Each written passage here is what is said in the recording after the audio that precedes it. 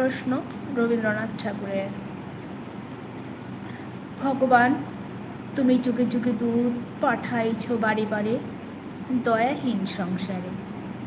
তারা বলে গেল ক্ষমা করো সবে, বলে গেল ভালোবাসো, অন্তর হতে বিদ্বেষ বিষ নাশো। বরণীয় তারা স্মরণীয় তারা, তবুও বাহির দ্বারে আজি দুর্দিনে ফিরালো তাদের ব্যর্থ নমস্কারে। আমি যে দেখেছি গোপন হিংসা কপট রাত্রি ছাই, হেরেছে নিঃসহায়। আমি যে দেখেছি প্রতিকারহীন শক্তের অপরাধে বিচারের বাণী নীরবে নিভৃতে কাঁদে। আমি যে দেখিনু তরুণ বালক উন্মাদ হয়ে ছুটে কি যন্ত্রণায় মরেছে পাথরে নিষ্ফল মাথা